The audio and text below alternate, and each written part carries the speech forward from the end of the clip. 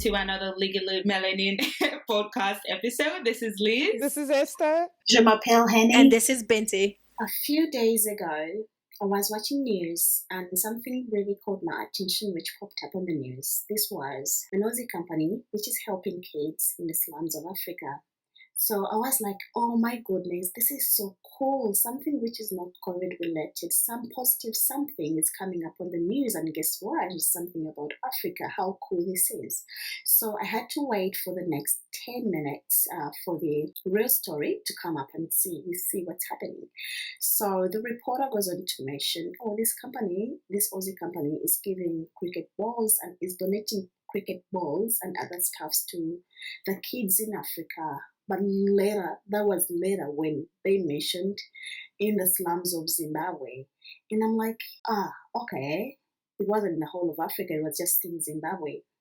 How good would it have been just to mention that these cricket balls were being donated to children in Zimbabwe as easy as that? Because that is it. Africa is a very giant place, a very huge place where we're generalizing it to saying in the slums of Africa, it means, yay, in the whole of Africa, this company is giving the cricket balls to all these kids, wherever, in all parts of Africa, but generally it was just in the slums of Zimbabwe. So this really, I was like, poor reporting. The reporter should have informed themselves, like Africa is a huge place where they would have generally just said, helping kids in slums of Zimbabwe as easy as that, and then move on to the beautiful story which this company to the good story and the good works this company is doing, donating a few things to, like they tell leaders to be unprivileged kids in the slums of Zimbabwe. So, some people are just like, are they so naive or are they choose to be uninformed? They don't want to learn that Africa is a very big place. Yeah, this was something which really made me think twice or made me stop and think. Yeah, that was really Channel 7 reporting. Yeah. What defines slums? I've seen slums here, so what defines that? It has to be in a third world country. I know. Meanwhile, they were giving cricket stuff. Yeah, I stayed still.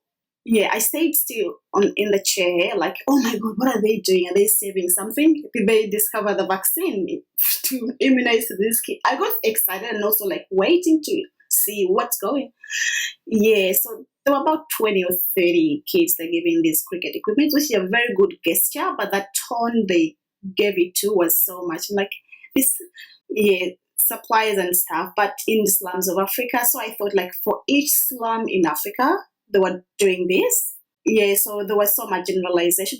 Don't get me wrong, they're doing a very good thing, but however, which caught my attention was please don't just generalize, just say they're helping the kids in Zimbabwe as easy as that. It would still catch my attention.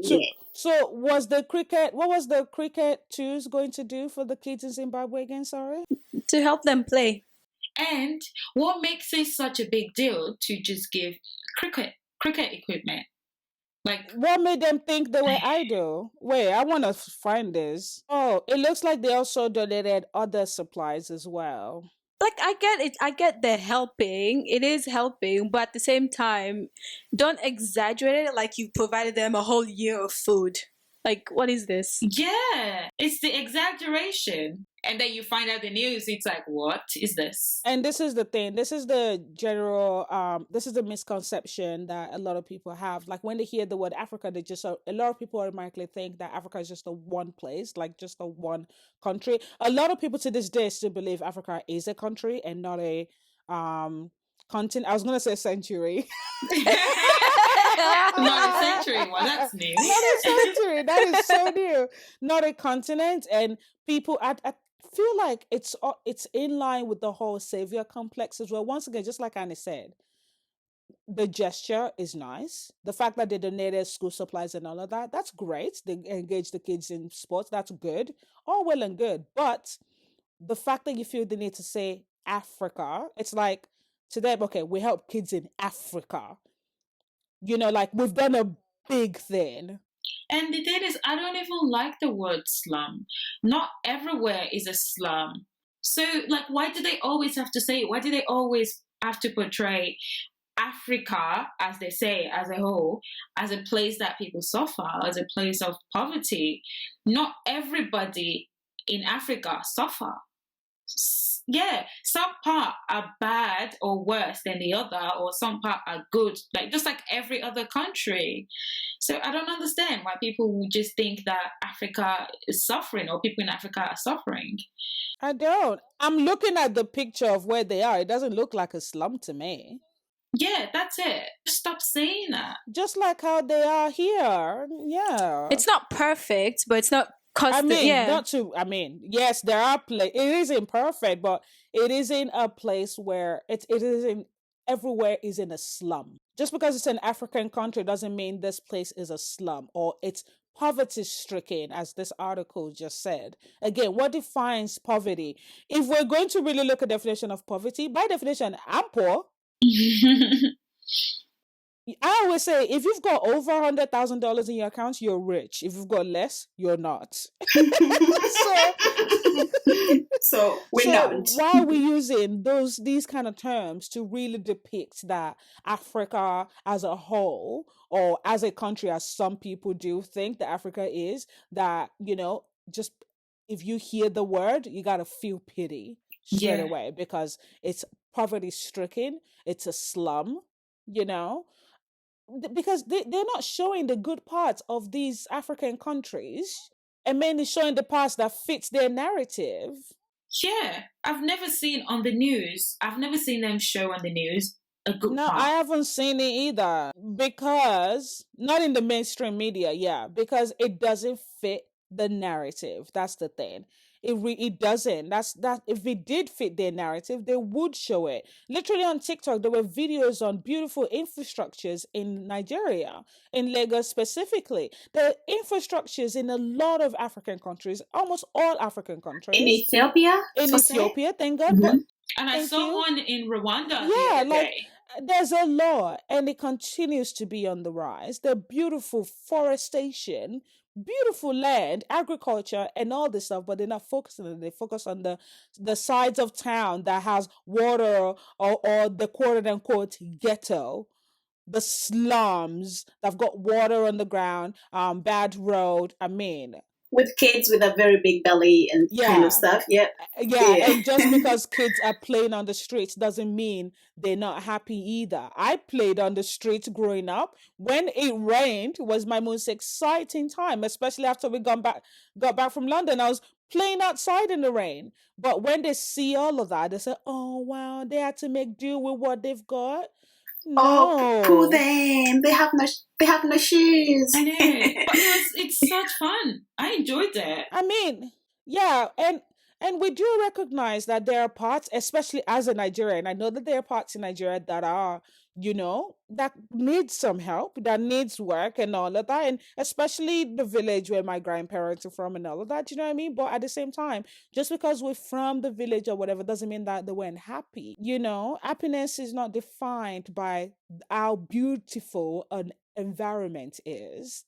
And this is why a lot of these people feel the need to go and adopt kids from Africa, so that way they can save them from poverty. Because they're suffering so much that they pry some kids out of their mother's arms just because they're helping, or they think. Yeah, that being said, there are some people who genuinely have their mind and heart in the right place, so they're genuinely helping. But then still, I'm like, back here in Australia as well, there are lots of kids who may need that help. Who do need, not even men, who do need help. Who do need that help. So maybe we start from cleaning our own backyard before we go and save that kid. Definitely. Also, guys, I found out that Australia actually doesn't have an orphanage.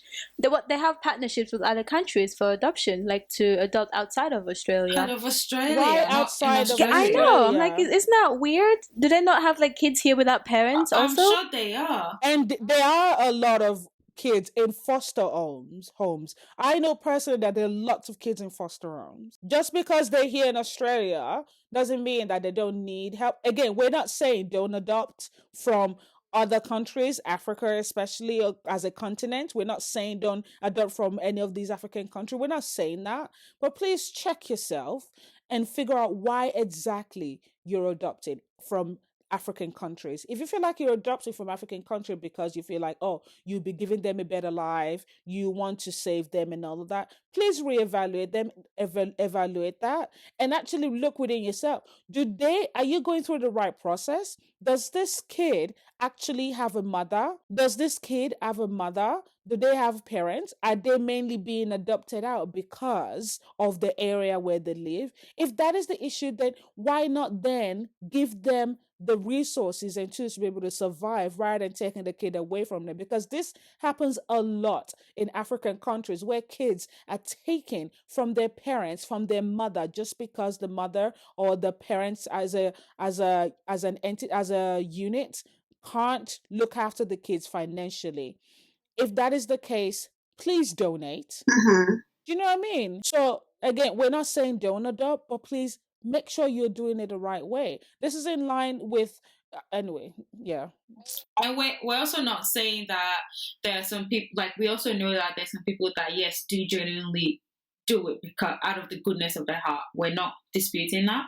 We're also saying that, but there seems to be a lot more, or rather, there seems to be a majority of people who are adopting just to say that they took some kid from Africa as a whole. And that's not right.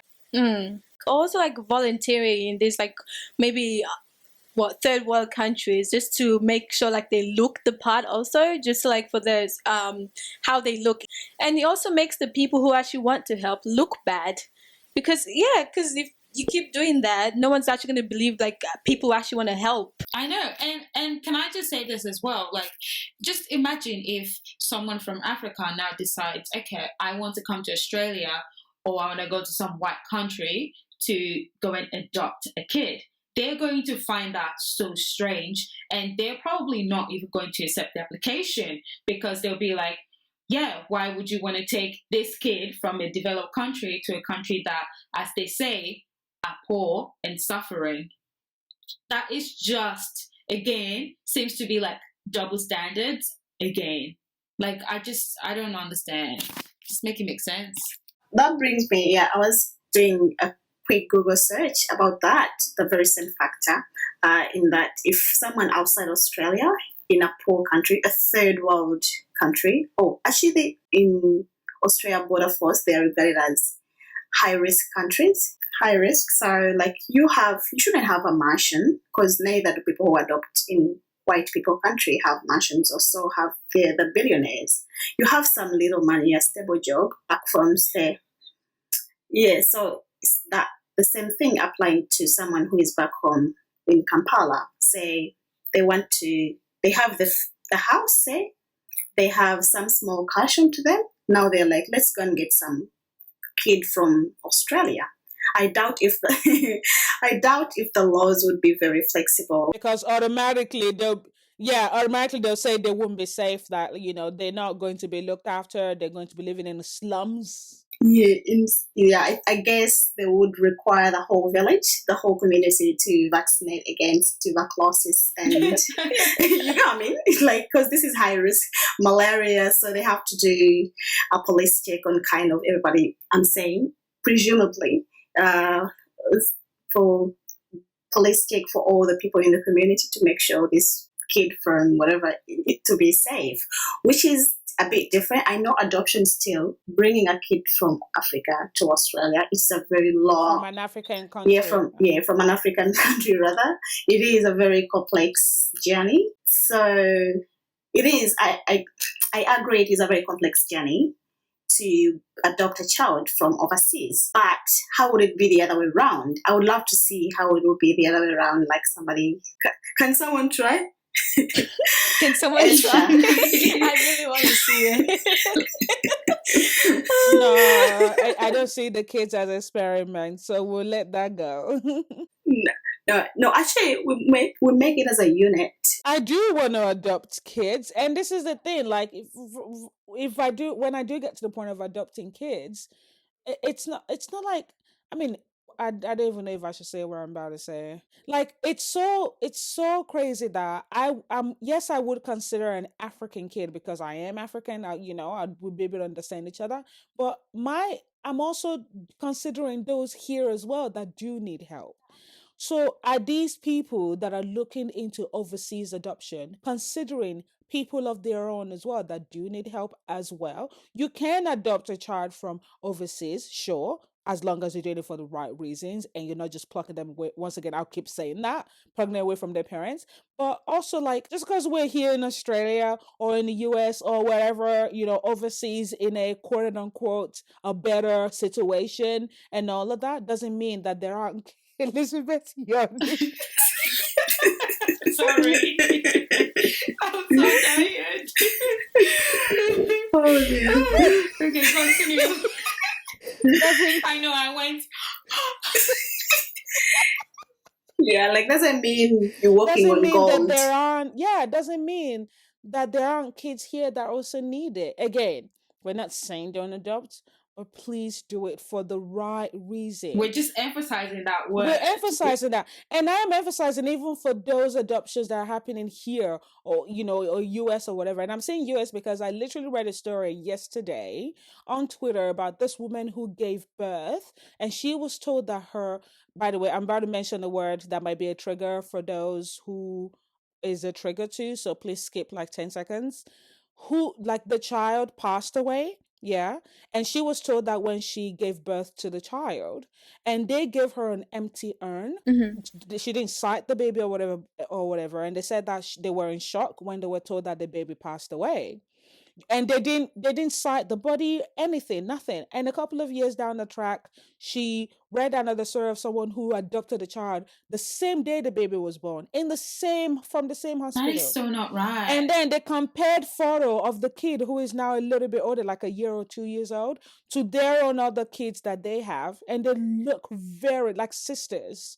So now they're going through all that lawsuit. And this is the thing: the people that adopted, quote unquote, adopted this black baby, they're white. Again, with the whole, this is even outside of African countries, with the whole, this is in line with the whole thing about adopting a child who is black.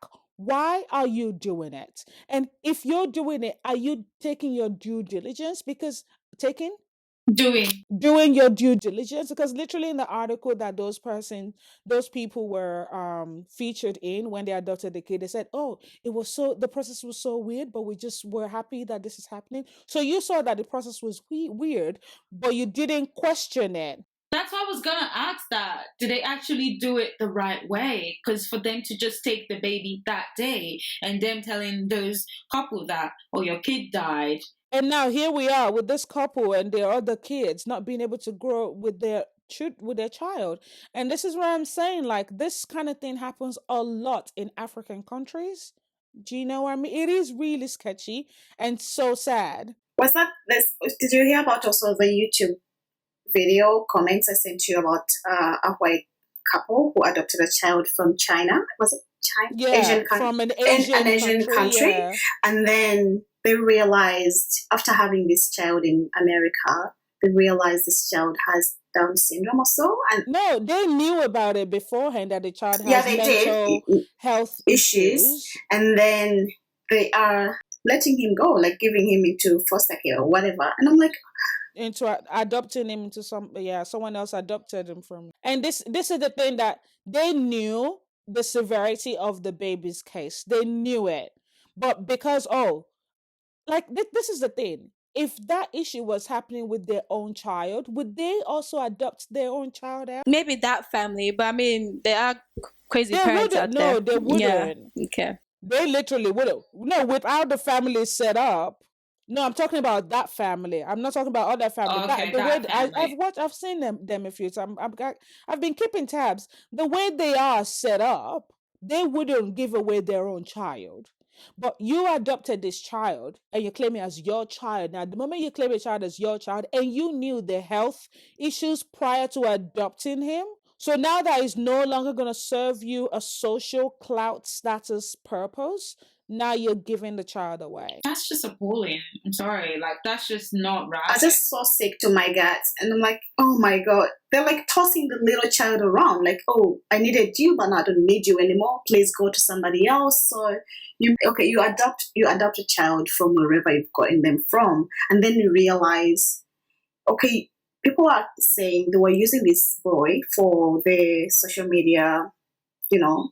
So you feel like, yeah, we've had the likes, we've had the views on YouTube. Now we don't need you anymore. So you are abandoning this child the second time. The trauma this child is going through, like they are getting to know you, they're getting to know a new country, and then you're saying we don't need you anymore. Please, we're giving you to somebody else. So, And it is mainly because the kid, it wasn't now safe for their own kid. What I still have an issue here with is the fact that you knew the kid had that issue to start with, and you surely you would have determined the pros and cons and everything. And I said pros and cons, but then also, let's put it this way. So, for example, we can put it this way. For example, I fell pregnant. I have Aiden in my belly. I may have known he has a disability, and then he comes out. I like him for a few months or so, and then I say, I don't like you anymore. It happens. Yeah, people do that. No. I'm just like, I liked you, but not anymore. That is exactly what they're doing. There's some people who diligently, like the kids they have severe disability in that it is very hard to deal with them in a home. But these people knew prior. I think this is a little bit different because I feel like if she had given birth to the child, they would give it a lot more chance. And you know what? We're saying all of this, but at the same time, yes, I know it's a terrible situation, but they have shown themselves to be someone who is incapable of giving love without condition. So honestly, I feel like it's better that the child has gone to a family. Supposedly, that's what it says, gone to a better family that can look after the child and is more experienced. So I guess in a way that is good for the child. Do you know what I mean? Yeah. So I guess all in all hands is well and ends well. I don't know how they say that term, you know. But then this is a thing, like, you know, people adopting kids because they want to be able to say they helped a kid out, or they gave a kid a chance, but inside their home they're actually not caring for the child the way it should be. And this is what applies to like people adopting African kids or just kids from overseas in general. Even in Africa countries itself, a lot of people do adopt kids. They use them as maids and don't end up looking after them. It happens in our own community, and then when it then happens with people coming from overseas and doing it, it's just a lot worse because then you bring them out of their own environment to come and treat them like garbage. Also, with that family, the whole reason they gave it just felt like an excuse, because like from what I could see, it's like they could afford maybe getting extra help outside. Like, why didn't they do that instead? They could get, maybe they have the helpers or like nannies or something. They can get people. It's doable. Again, it's because it was clashing with the other kids too. They said. I mean, it's like it's something that's expected if you are going to adopt a kid with that mental issues. The kid just sounded like an expendable human being to them, and that is very sad. It's so sad to do that to that poor kid. It really is. And this is what happens everywhere, where like people adopted from vulnerable communities in society, and and their families being led to believe that they've been taken to a better, quote unquote, better world, but they're actually not. They're just being them, ticking the box of their savior, as a, oh yeah, we've done our part in being charitable, and then now they can sit down and collect their checks or collect their status in the society or whatever as the savior. Once again, that's what all the savior complex. It's just it's ridiculous. Is it our fault, like African countries as a whole? Is it our fault? Should we make like the laws stricter so like these foreigners like don't just think they can just go there and like just take kids out of like Africa? Yeah, that's something that probably needs to be worked on. I think some countries are trying to abolish they're trying making their laws more stricter in that. Ethiopia, they banned adoption,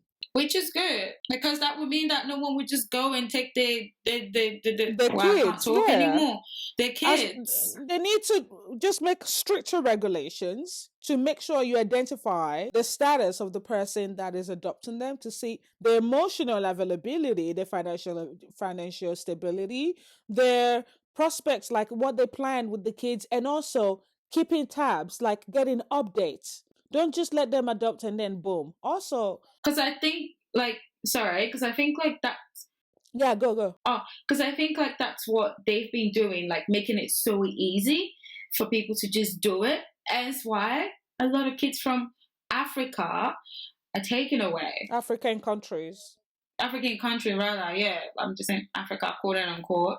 Yeah. Yeah, when I was reading about from the Department of Border Protection, that is immigration website, going through adoption and stuff, in my mind, I was trying to search if someone who is intending to adopt a child, now the laws in Australia, when I was looking at them, they're putting laws in place. Say if you're adopting a child from overseas, you have to spend a full year with this child.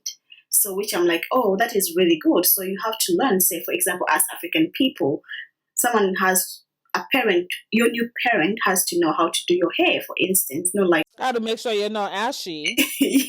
How to educate you, how to help you to deal with racism. Question: when they say a full year with the kid, do they mean like before the adoption process is granted? Or? Yes, before prior to starting your adoption, you must have lived with that child. Which country specifically? No, it's just general. Like if you're intending to. Is it Australia government that made the rule that anyone adopting from overseas needs to Yes. go and spend a year with the child? Yeah, but these are some of the requirements. Yeah, these are some of the requirements. Like you must have spent at least 1 year with that child when you're overseas. The adopted parents, Adoptive, the parent adopting, yes, do they go to the African country, to the third world countries? yes, to Oh, spend okay, a full year with a child. And I'm like, okay, that's good. Because I've been seeing lots of kids. So our African governments need to make that kind of rule as well, because if, like, that's just Australia, we don't know the regulations US has made, or Canada, or every other country where that goes to, yeah, it's good. I'm so glad that our Australian government has done that. We also need to hear other countries doing that, and our African countries doing that too. Yeah, and yeah, I was I was really interested in this topic in that I went and started like searching and stuff. Like you have to at least one parent. If one parent is alive, then it's very complex to adopt the child. Yeah, there's kind of no need because you're separating a family, so they kind of have this family unit. So it becomes a bit complex. And like, yeah, kudos to this, where yeah. That makes me curious. Was that not the way it was before, where they would just rip away the kids? No, back then it was easier, and I think gradually over the years they've been making it more stricter. There's still a lot of fast and loose, a lot of loose laws. But I think it's different from like in the 80s or whatever, or in the 70s. I don't know. I'm just trying to, like many years ago, where they just pretend that the child has passed and, sell the baby to someone else. That happen. I mean, that still kind of happens today in a lot of places. Just like with the story I just told you, with the one in the US, But yeah, it's loose. Interesting, isn't it? Yeah, and speaking of adoption, I was thinking of adopting Esther.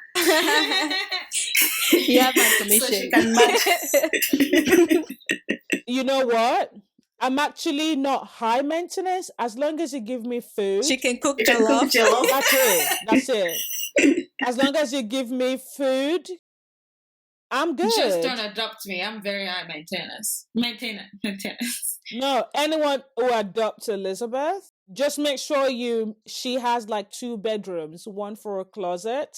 Oh, and by the way, I'm not for adoption, so bye. You know what? Sometimes I joke and I look at most of the celebrities. I'm like, I would like that one to adopt me. I would like Michelle and Barack to adopt me for like a week. I don't know. I would legally. Well, this is about me. No, I know, but I was just thinking. I just wanna. It's mainly because of my curiosity. Mm-hmm. I want to see how they like that in their home. I want to play with the dogs. I want to play with the girls for a week. I would even legally change my name to Esther Obama. Only for a week. That's actually really good name. Only for a week. That's it. Only for a week. I would also, I wouldn't mind Oprah adopting me as her very little niece for like a month, because I would like to play in her garden. What about Beyonce? Oh, I'm gonna work. I will work too if I'm with Oprah and all of them, but like I feel like with Beyonce, because she's a boss. I mean, again, Mhm. Oprah and them are a boss. They all are, but there's something about Beyonce. Actually, I wouldn't mind babysitting Blue Ivy, and just And the just have twins, fun. yeah. And meeting Chloe and Hale, and just Oh, that's their names. I've got their names. No, Interesting. not the Yeah. twins. the girls, Are they Chloe girls and or Hale. boys? They're No, not twins. Beyonce's proteges. Yeah, Chloe and Hale. I said I would like, because they hang out with her. They're auntie. Yeah, I would like to have a Kiki with Miss Tina Miss Tina, Beyonce's mother. Yeah. Dreams.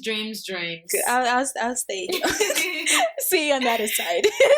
Who would you ladies like to adopt you for a week or 2 days? I don't know if I want to be adopted by a celebrity, to be honest. Yeah, same. Nah, I don't think Okay, so. get off your high horse. No, and it's just not. be It's petty not for a a second. petty. Wow. I mean, get off your pettiness and just Be on your high horse. in a high horse fantasy for a sec. I would say I wouldn't like really adoption, but I would like to chill or hang out with Rihanna for a week or so. Adoption is a loose conversation, Anifa. Yeah, I know, but it's such an extreme word. Okay, yeah, okay, Rhea. No, but I'm older than her, so she can adopt She can me. still adopt you as her older sister. You're only older than her by a year. What's age anyway? Age is just a number. She's only a year older than me, so you're only a year older than her. So all the time you'll be seeing me on Instagram like Nah, I wouldn't want to go on her Instagram. People will annihilate me. I would just like to be a friend in secret.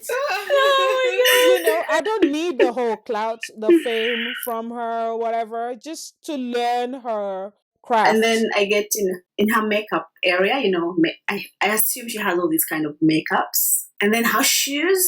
Elizabeth, won't you come with me? I mean, I'd definitely love to hang out with Rihanna.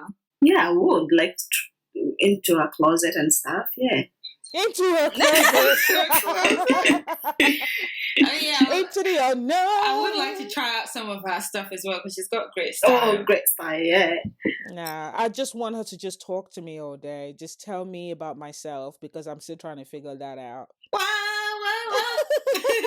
Like to hear Binti, sing. who would you like to I guess we chose to hang out with. No, Yeah, I don't mind. Please move. Just can be adopted. No, I don't, because I don't see myself being adopted by any of them. So hanging out with sounds better. Oh, goodbye. So Just say I don't. Just say I was one. about to, but I like all your options. I've always liked Beyonce, but she seems very serious to me. So Okay, please. You can't be negative. no, And don't it's choose not. any It's of not. our It's options. not in Find a your negative own. way. Why can't I like Rihanna too? What the? Bitches being these high court What is judges. this? I know she is, huh? Yeah, like they take 20 pages to come up with a one-line I know. conclusion. Like, No offense to our high court judges. Just beat it around the bush. so get to No, it. okay. As I was saying, I like all your options. They are my favorite singers. But I also like Oprah. Who else do I like? No, we're not asking who you like. To We hang said, out with. Yeah, who one. would you like to hang out? Just tell us one person or two. Okay, tell us two people. Oh, tell us 10. What was it? Justin Bieber. No, we're talking about women.